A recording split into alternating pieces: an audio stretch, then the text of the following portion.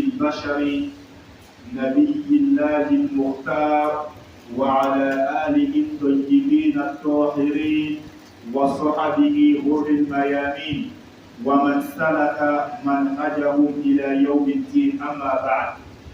Alhamdulillah, chers frères en islam, nous allons remercier Allah subhanahu wa ta'ala, le Seigneur par excellence, qui nous a facilité encore une nouvelle année hijrienne, qui nous a facilité encore la rentrée dans une nouvelle période de notre vie. Allah subhanahu wa ta'ala qui nous a tiré avec un bon train, un bon bateau d'une année à une autre année. Aujourd'hui, alhamdulillah, marque le premier vendredi du calendrier hijrien, le calendrier musulman, 1445.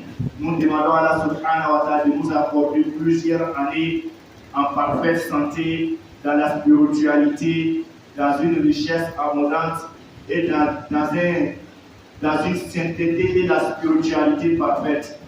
Chers frères en islam, aujourd'hui nous allons intervenir sur le thème qui est tellement important. Nous allons parler comment le musulman doit planifier sa vie afin de profiter de la nouvelle année.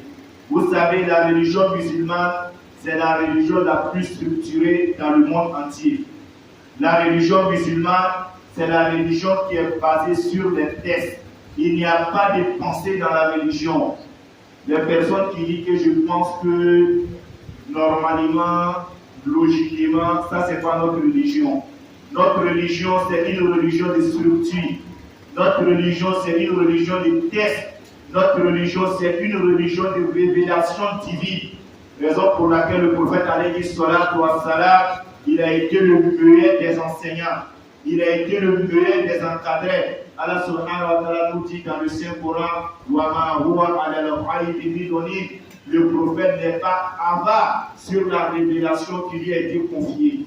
Nous demandons à Allah subhanahu wa ta'ala de remplir notre cœur de l'amour, la meilleure des créatures qui est la personne du prophète Muhammad sallallahu alayhi wa sallam. Avant tout propos, le musulman doit savoir que la rentrée dans une nouvelle année, c'est une faveur qui n'a pas été permise à tout le monde. On a vécu l'année passée avec des personnes qui ont changé de vie. Aujourd'hui, ils sont rentrés dans les pages de l'histoire. Quand on parle d'aujourd'hui, on dit père à leur âme.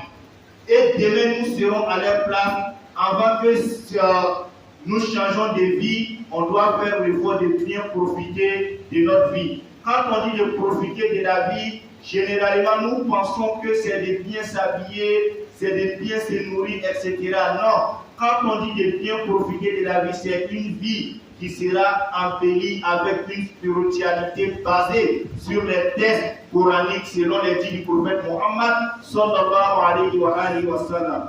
Chers frères en islam, la première chose que le musulman doit travailler avec pour bien bénéficier de son année, c'est at-ta'aniya, c'est des vœux de bonheur, des vœux de droit qu'il doit faire à l'égard de ses frères musulmans. Vous voyez, nous les musulmans, on se trompe tellement.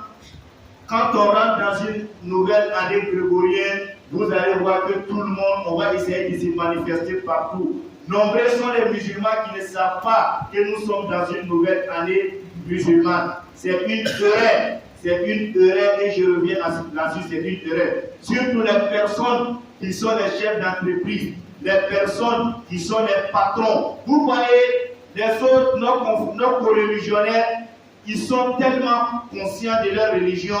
Un chef d'entreprise, lorsqu'il rentre dans une nouvelle année grégorienne, vous allez voir, il va acheter des poulets pour donner à ses collaborateurs. Mais un religieux musulman, rares sont ceux-là qui font ça lorsqu'on rentre dans une nouvelle année grégorienne.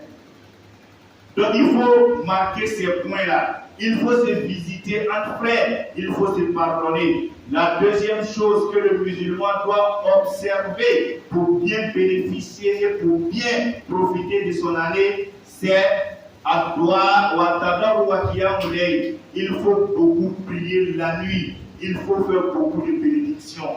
Toute personne qui veut être une gloire, toute personne qui veut être une fierté générationnelle, il faut être une personne qui dort peu la nuit. Les Arabes disent dans leur proverbe, Man ahabba al-wisadata hurimat alayhi as-siyada. Toute personne qui aime le lit ne va jamais devenir millionnaire. Chers frères en islam, il faut beaucoup prier la nuit. Il faut s'approcher d'Allah la nuit. Il faut montrer ses vœux et ses soucis à Allah la nuit. Lorsque tu vas parler de tes soucis à un être humain, s'il a fait, il va en parler aux gens. S'il ne l'a pas fait, il va gâter ton nom avec les gens. Mais lorsque tu montes à Allah subhanahu wa ta'ala, Allah il va le réaliser plus que tu ne le voulais. Car il nous assiste, chers frères. La troisième chose que le musulman doit planifier son année avec, c'est l'acquittement de la zakat qui est le monde parfait.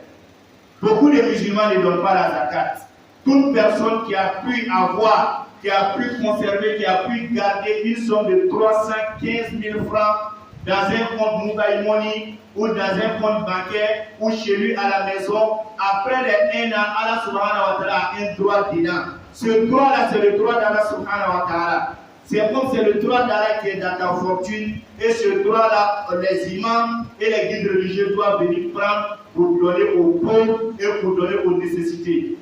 C'est le droit d'Allah subhanahu wa ta'ala. Et toute personne qui a construit une maison où il y a les locataires, tous les commerçants, toute personne qui a des bovins, tout cela doit faire la zakat. Pour vous approcher à vos imams, pour plus vous renseigner.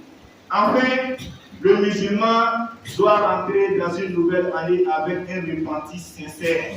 Nous tous, nous avons des défauts, mais le plus heureux, le plus faible est celui qui connaît sa faiblesse et qui se rapproche d'Allah, qui se rapproche de la perfection. Faisons l'effort de se repentir. Un musulman qui ne se repent pas va mourir avec beaucoup de défauts. Mais un musulman qui essaie de s'améliorer jour à jour, Allah subhanahu wa ta'ala va l'aider afin qu'il meure dans la sainteté. Car il nous facilite cela, car il pardonne tous nos défauts. La nouvelle année qui a débuté, face à laquelle on est plusieurs années avec la santé, la richesse, la spiritualité et une fortune abondante. Bijahi Rasulillahi sallallahu alayhi wa sallam. Alhamdulillah.